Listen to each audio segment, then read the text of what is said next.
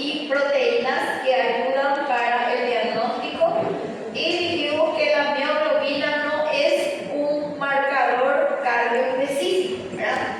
Y su importancia está dada, ¿por qué? Porque aumenta rápidamente. Después hablamos de troponinas. Tenemos que las troponinas, ¿verdad?, es un complejo proteínico regulador de la función contráctil del músculo.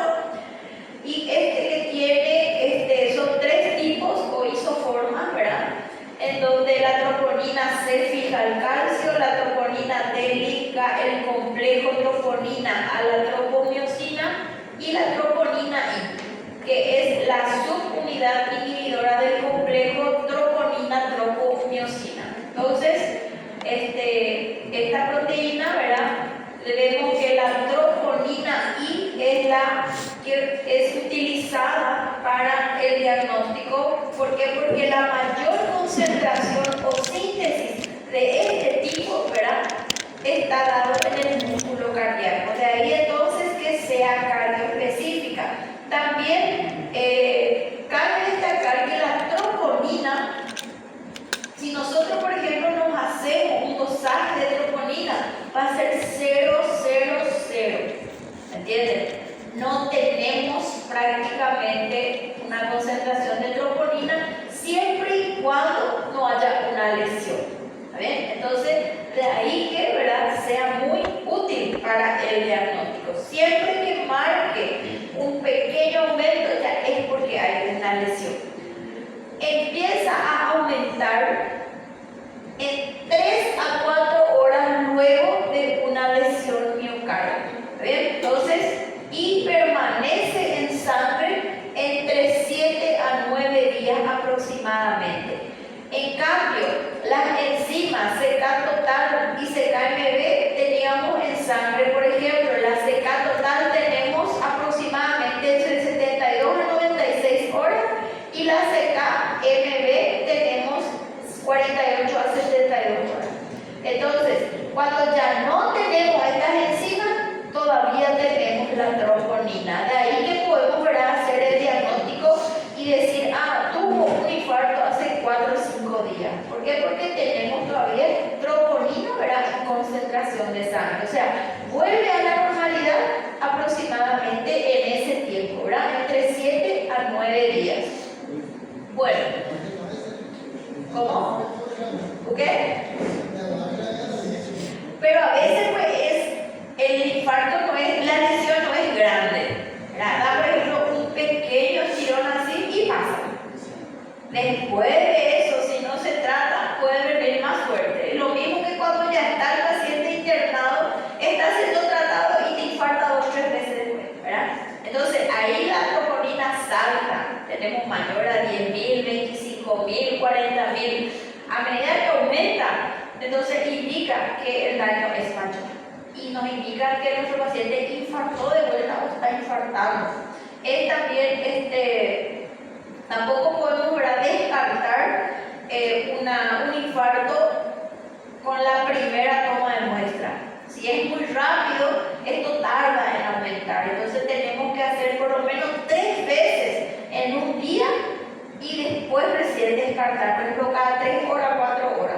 Y ahí ver si no sube, entonces podemos descartar. Pero a veces pasa, ¿verdad?, que muy rápido se hace el estudio y no aparece casi nada. Luego en el segundo ya va aumentando. Entonces, siempre, ¿verdad?, cuando tenemos un probable infarto, tenemos que evaluar 24 horas aproximadamente y no largarle al paciente enseguida. ¿Bien? Bueno, después ya hablamos esto de la enzima. Por favor, estudien, ¿verdad?, cuánto tiempo tarda en aumentar, cuánto tiempo tenemos en sangre, ¿verdad?, cuál es la función. Por ejemplo, dice, el papel fisiológico de la creatinina-quinasa. La creatina-quinasa, que es nuestra CK total. Nuestra CK total es nuestra enzima catalizadora, que cataliza la reacción, ¿verdad?, con la fosforilación o refosforilación del ATP que se usa durante la contracción muscular. Entonces, la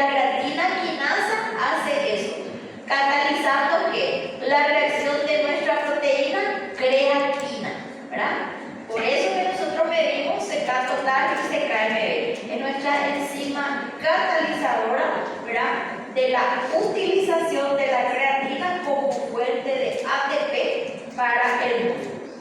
Entonces, cuando el músculo se contrae, el ATP se consume y la creatinasa cataliza la refosforilación del ADP para formar ATP, usando fosfocreatina como reservorio de la fosforilación. Entonces, esa es la función, ¿verdad?, de la creatina quinasa. Ya vean ustedes también cuando empieza a aumentarse, por cuánto tiempo tenemos en sangre, tanto la CK total como la CKMB. Bueno, después vamos a la lactato deshidrogenasa. Es la enzima localizada exclusivamente en el citoplasma de la célula, transfiere hidrógeno, es una deshidrogenasa y cataliza la oxidación reversible del L-lactato a piruvato. Entonces, la lactato deshidrogenasa, ¿verdad?, es la enzima necesaria ¿para qué? Para catalizar la oxidación del lactato a piruvato. Porque el lactato proviene del ácido láctico que se produce durante la contracción muscular cuando se está usando, ¿verdad?, el ATP proveniente de la fermentación alcohólica. ¿Se acuerdan que cuando vimos carbohidratos vimos que tiene como grupo funcional OH, ¿verdad? Es un alcohol, proviene de caña de azúcar, ¿verdad?, de productos que tienen alcohol. Entonces, el residuo de esa respiración, ¿verdad?, celular muscular, entonces, ¿qué es lo que hace? Forma el ácido láctico. Y eso ahí se convierte en lactato, pero no puede usarse como fuente de energía. Necesita ser transportado al hígado y ahí recién se convierte en piruvato para que la célula pueda usar. Por eso que la presencia de lactato en una gasometría, ¿verdad?, el aumento del lactato, me indica que hay un problema respiratorio ya a nivel, ¿verdad?, sistémico. O sea, ya respiratorio, pero en el músculo. ¿Entienden? Entonces, esa sería la finalidad, ¿verdad? ¿Por qué nosotros usamos la LDH o la lactato deshidrogenasa? Es lo que estudiamos ya la situación citológica general de los músculos, de la respiración celular de los músculos. Bueno, tenemos entonces, esas serían las características, se encuentran hígado, miocardio, músculo esquelético, hematíe. O sea, todas esas situaciones, ¿verdad?, cuando hay, por ejemplo, hemólisis, cuando hay cirrosis, cuando hay leucemia, siempre se mide la LDH. Me indica, como les digo, la respiración celular, ¿verdad?, general. Bueno, empieza a aumentar. Tenemos que aumentar a 12, 16 horas. Luego, por ejemplo, en un infarto, fíjense lo tarde que empieza a aumentar. Alcanza su nivel máximo a los 30, 40 horas y permanece elevado durante 10 a 12 días. Por eso que no se lo usa para diagnóstico, sí, más bien ya para determinar lesiones, ¿verdad? Luego, la GOT también es una enzima hepática, aumenta. ¿Por qué? Porque uno de los órganos en donde se sintetiza también la GOT en gran proporción es el músculo cardíaco. Bueno, después tenemos otros hallazgos hematológicos, que es lo que nos va a llamar la atención también a nosotros en un hemograma, cuando hay un infarto, una leucocitosis con neutrofilia, ¿está? Como que el organismo está sufriendo una lesión, entonces la primera respuesta del organismo es una leucocitosis con polimorfos nucleares o con neutrófilos. Esa cantidad o esa leucocitosis va a estar dada por la proporción del daño. Por ejemplo, cuanto mayor daño, más alto va a ser nuestro leucocito. Por ejemplo, de 14.000, 18.000, 20.000, 25.000, ya es porque indica una lesión mayor. Bueno, entonces eso con relación a nuestro perfil cardíaco. La proteína C reactiva, del que hablamos varias veces también, pero es una prueba serológica que determina casos de infecciones o inflamaciones. Y en el caso, por ejemplo, cuando tenemos un probable infarto y nos sale la PCR aumentada, morada me indica que tenemos los vasos, ¿verdad? ¿Con qué? Con ateromas. O sea, la presencia de ateroma o aterosclerosis, que es el acúmulo, ¿verdad?, de gordura por los vasos. Entonces, en esos casos va a salir positivo. Se asocia entonces a una coronarografía con lesiones coronarias severas y alta probabilidad de insuficiencia cardíaca. Entonces, es un mal pronóstico también, ¿verdad? Es una proteína que no se encuentra en situación normal en el plasma y al encontrarse activa ya el sistema de complemento y modula la función fagocítica de células inflamatorias. Refleja inflamación, ¿verdad?, relacionada a proceso arteriosclerótico. Entonces, identifica pacientes con riesgo elevado de cardiopatía isquémica. Perfil lipídico no va a entrar, ese lo vamos a dejar porque aún no hemos dado, pero sí perfil hepático, ¿verdad? ¿Qué vamos a decir del perfil hepático? ¿Qué es, verdad?, que evalúa un perfil hepático?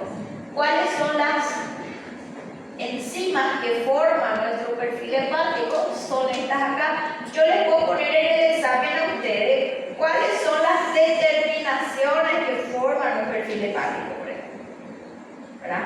Ahí. O cuáles son citar las determinaciones que forman el perfil cardíaco, por ejemplo, ¿verdad?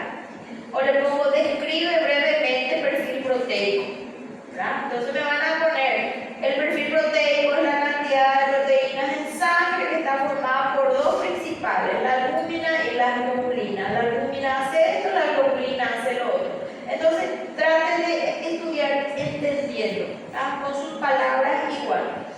Bueno, después entonces tenemos, cuando hablamos de perfil hepático dijimos que la GPT es exclusivamente hepática. No estudien valores normales, solo vamos a estudiar los valores de hemograma y de la glucosa, ¿verdad?, en el diagnóstico de la diabetes, el resto no. Bueno, vamos a estudiar, por ejemplo, la GOT, que tenemos también en el hígado, en el riñón, corazón, pulmones, glóbulos rojos, ¿verdad? Y que indica por ejemplo, lesiones hepáticas, pero también pueden indicar lesiones cardíacas, o sea, lesiones en cualquiera de estos órganos hay. Luego tenemos la gamma-GT o la gamma-glutamina peptidasa, ya es una enzima que se encuentra en células del hígado y vías biliares. Y se acuerdan que aumentaba junto con la fosfatasa en caso de colestasis, o sea, cuando ya hay una obstrucción, ¿verdad?, en las vías biliares.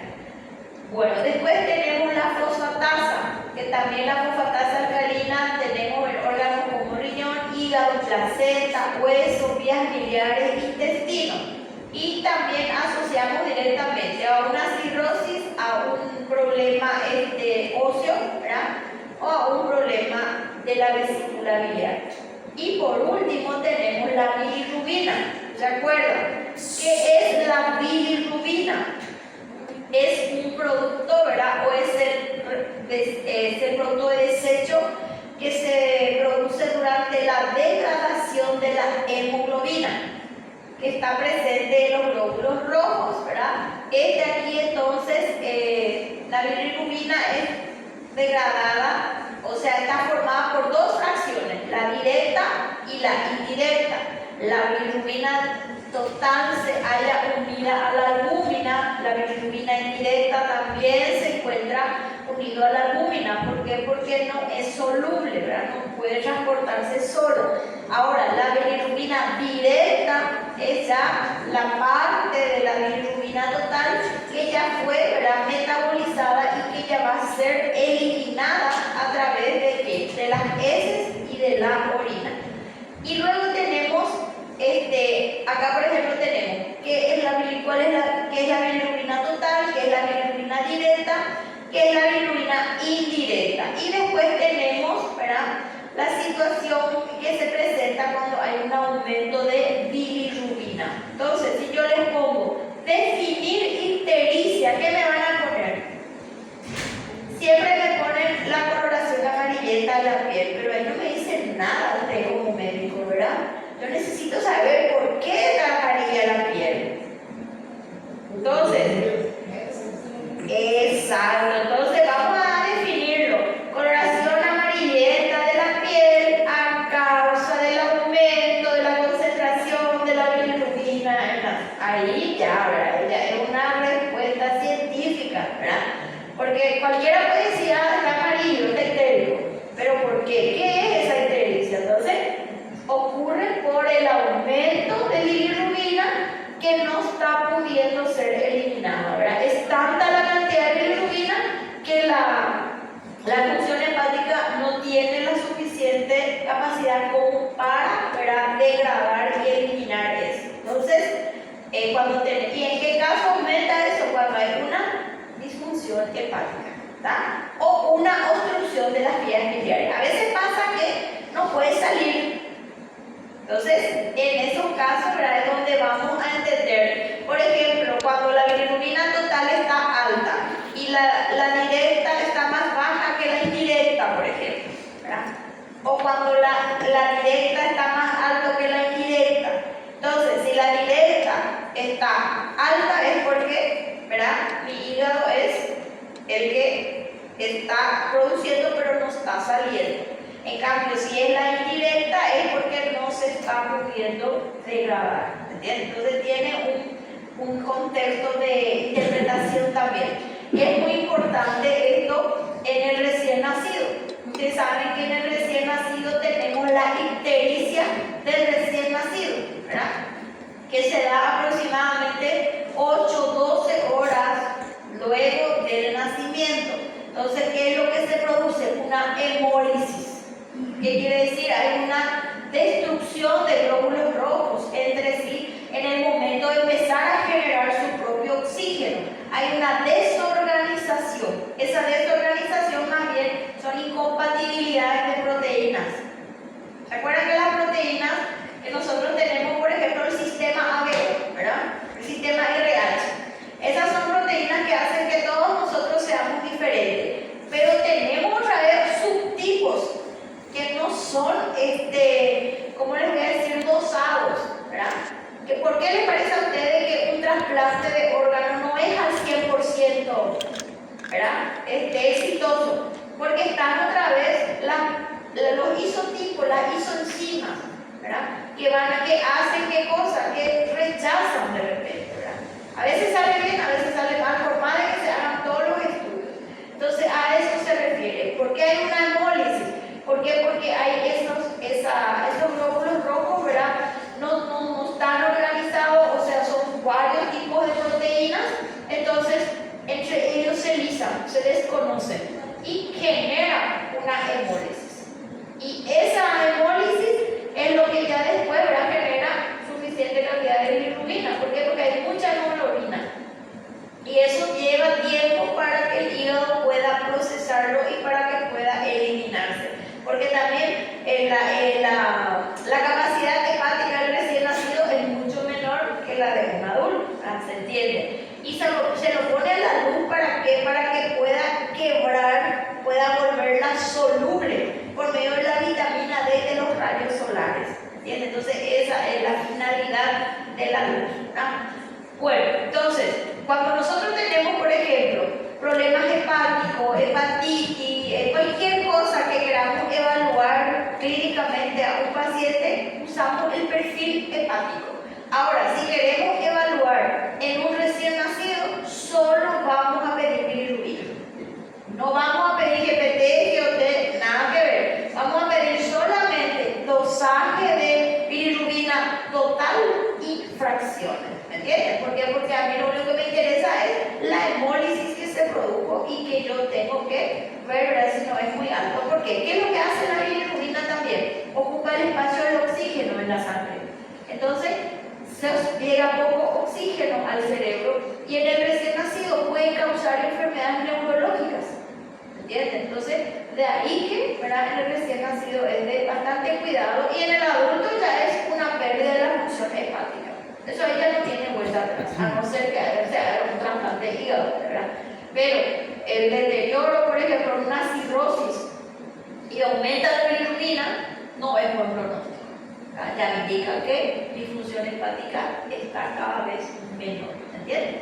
Entonces, la ictericia, como les digo, puede ser la ictericia fisiológica del recién nacido y la ictericia que se da ya por una insuficiencia hepática, que generalmente se da en adultos, ¿verdad? En cualquier edad, pero que no es en el nacimiento. Entonces, en el cuando tenemos recién nacido, solo vamos a pedir bilirrubina total y fracciones. En cambio, ya después, clínicamente como protocolo, ya lo vamos a pedir en forma de perfil. Vieron ustedes que cada una de estas enzimas tenemos que se encuentran en diferentes órganos. Entonces va evaluando también de repente focos, ¿verdad?, de nuestra probable patología y ayuda al diagnóstico. Bueno, hasta ahí entonces es nuestra retroalimentación de los perfiles, ¿está? Como les dije, perfil cardíaco me lo van a estudiar los tiempos, ¿está? Por lo menos cuánto tiempo tarda en aumentar la hemoglobina, la CK total, la CK-MB. ¿Por qué? Porque eso es importante a la hora de interpretar ustedes valores. Por ejemplo, si tienen un paciente que tuvo hace 4 días, ¿verdad?, un probable infarto, yo ya no tengo, si ya no encuentro CK total, no encuentro CK-MB, pero voy a encontrar troponina. Puedo encontrar de repente LDH, ¿verdad? Puedo encontrar su PCR realmente positiva. Entonces, son parámetros que me van a ayudar en diferentes momentos, ¿está bien? Bueno, ¿alguna pregunta hasta ahí? ¿Ah? ¿Todo está bien? Evaluarla, cómo podemos, en qué momento se solicita un perfil hepático, o qué es la bilirrubina, cuáles son sus fracciones, qué es la ictericia. O sea, son todos temas así bien concretos que les voy a preguntar si es que en el examen, ¿verdad? Va a ser nuestro mismo sistema, nuestro examen, va a ser la misma cosa. No va a haber caso clínico como les dije, pero sí vamos a escribir, por ejemplo, algunos conceptos y vamos a hacer, nuestro último tema va a ser descripción de algo, porque pide la facultad que sea un caso clínico, pero nosotros todavía no vamos a hacer un caso clínico, ¿verdad? Así que vamos a escapar al final cuando ya estemos mejor. Bueno, después, ¿qué nos falta? Nos falta carbohidratos, ¿verdad?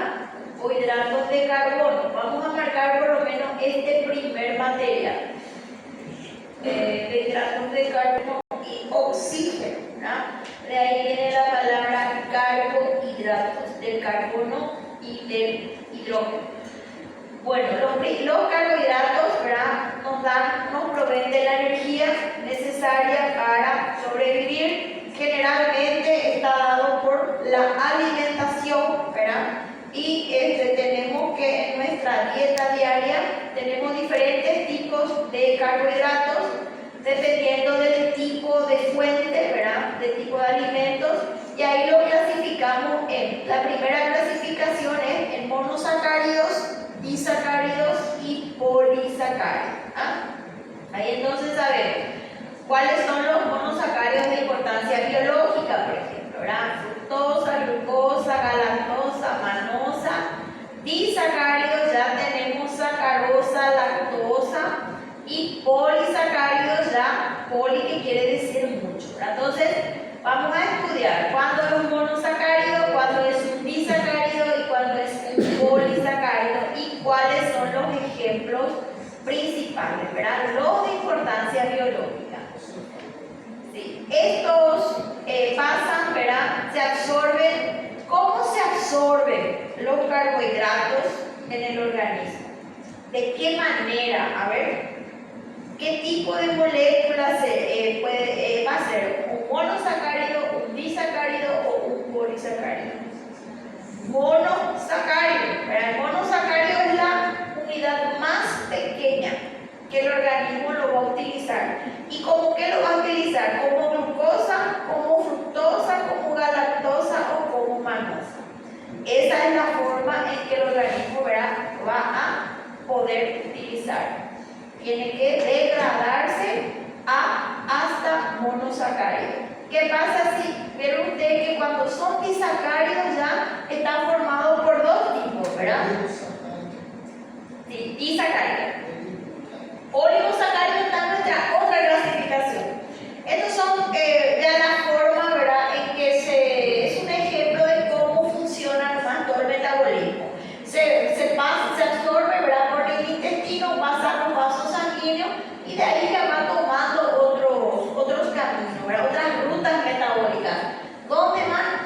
hígado, ¿verdad? En el hígado, ¿qué van a formar? Primero, oxidación inmediata, que es la glicólisis, ¿verdad? Luego tenemos, ¿se acuerdan? El almacenamiento, que quiere decir que todo lo que sobra se va a formar glucógeno, ¿verdad? Que va a ser glucógeno hepático o muscular. Y luego, cuando yo esto ya no lo tengo, vamos a convertirlo en grasa. ¿Y cuál es el tipo de grasa que se forma a partir de los carbohidratos? Los triglicéridos, ¿verdad? De ahí viene el nombre triglicérido. Es 3 gliceroles unidos a 3 ácidos grasos. Glicerol es un carbohidrato, ¿verdad? Que viene de un alcohol. Entonces, de ahí viene la palabra triglicérido, triacilglicerol, que quiere decir 3 ácidos grasos unidos a 3 carbohidratos. Bueno, después entonces, ¿cuáles son los grupos funcionales? Dijimos que podían ser aldehído o cetona, dependiendo de la fuente, ¿verdad? Animal y vegetal está formado por el grupo aldehído y fruta está por el grupo cetona, ¿verdad? Bueno, después acá tenemos la clasificación según la complejidad, ¿verdad? En monosacáridos, oligosacáridos y polisacáridos. Entonces los oligosacáridos están formados de 2 a 10, ¿verdad? Pero acá los separamos nomás en disacáridos. ¿Por qué? Porque son los disacáridos de importancia biológica, que es la sacarosa, la lactosa y la manosa, ¿verdad? Que son los 3 más importantes que van a formar los monómeros. Bueno, acá tenemos la misma clasificación, acá tenemos funciones importantes, la distribución, ¿verdad? Dependiendo del grupo funcional y cada uno de ellos. Bueno, después tenemos los polisacáridos asimilables, y ahí dijimos que estaba el almidón y el glucógeno, y los no asimilables, que está la celulosa, ¿verdad? Que el organismo lo tiene o lo consume y queda como forma de fibras. Luego tenemos funciones de los carbohidratos, ¿verdad? Después tenemos en qué consiste la detoxificación. Ustedes tienen un pequeño cuestionario de esto, entonces pueden estudiarlo de ahí. ¿Cómo se realiza el diagnóstico de la diabetes? ¿Se acuerdan? Glicemia en ayuna, hemoglobina glicada, prueba de tolerancia oral a la glucosa y prueba aleatoria. Por ejemplo, citar cuáles son las pruebas para diagnosticar una diabetes. Entonces son esas ahí. ¿Está bien? Después, por ejemplo, ¿qué es la prediabetes? ¿Ah? Es un trastorno, digamos, ¿verdad? Todavía no es una enfermedad, es un trastorno. ¿Cuáles son las hormonas que mantienen o equilibran, ¿verdad?, los valores de glucosa en la sangre? ¿Se acuerdan que la insulina es el único hipoglucemiante? El resto de las hormonas son todas hiperglucemiantes. Después tenemos la prueba de la tolerancia oral. ¿En qué consiste la prueba de la tolerancia oral? ¿Verdad? Es una prueba entonces en donde se hace ¿qué cosa? Se le da una sobrecarga de glucosa mediante un jugo azucarado, en donde se mide, ¿verdad?, el metabolismo máximo a las 2 horas, 1 hora 30 a 2. Entonces, si es una diabetes, eso va a subir y va a seguir subiendo. Si por ejemplo sube, pero luego baja, entonces probablemente si estamos hasta 140 o 190, es una prediabetes. Si ya pasa los 100, ya estamos frente a una diabetes, ¿tá? Por ejemplo, en sangre, si tenemos 115 y tenemos en orina glucosuria, ya es una diabetes, ¿está? Siempre que ya haya en la orina, entonces ya es también una diabetes. Bueno, después, hasta ahí, primer slide. El otro todavía no terminamos, vamos a terminarlo el miércoles, ¿verdad? Y ahí vamos a hacer nuestro resumen de algunos quitamos necesitamos, por ejemplo, voy a achicar un poco a para ver. A ver los números de slide. Les voy a ir diciendo, ¿verdad? Pasamos muy rápido. A ver, bueno, tenemos el slide, ahí no se ve, pero es que voy a poner de 0 y después les voy a mostrar acá. Acá. Bueno, acá, ¿verdad? Acá es para entrar en materia, para entender de repente, ¿verdad? La definición, después acá, sí sería el 3, ¿verdad? 5 ya es, 5. Acá dice cómo están formados: carbono, hidrógeno, oxígeno y grupo funcional que puede ser o aldehído o cetona, ¿verdad? Después tenemos la página 7, clasificación. ¿Verdad? La página 8 tenemos el concepto, ¿verdad? Después acá tenemos otra de clasificación. Esta página 10. Acá es la misma cosa, pero acá te dice, por ejemplo, que es una tetrosa, que es una pentosa, que es una hexosa. Página 11, ¿verdad? Después vamos a la página 13. 11, después 13. 11, 13. Después vamos a la página 19, concepto de detoxificación.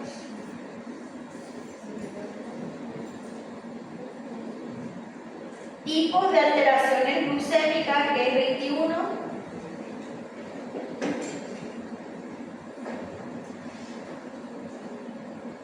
Después 23, diagnóstico de la diabetes o la prediabetes. Después tenemos 24, que es la prediabetes. Y después vamos a estudiar funciones de la insulina y el glucagón. Solo esos dos, ¿está bien? Al saber esos dos, ya saben que todas las demás hormonas aumentan. Entonces, la diferencia entre la insulina y el glucagón y el resto ya lo saben. Bueno, hasta ahí entonces vamos a estudiar, ¿está bien? Entonces queda el otro, vamos a hacer un repaso y vamos a terminar la parte de polisacáridos la próxima clase y ahí ya esperamos más.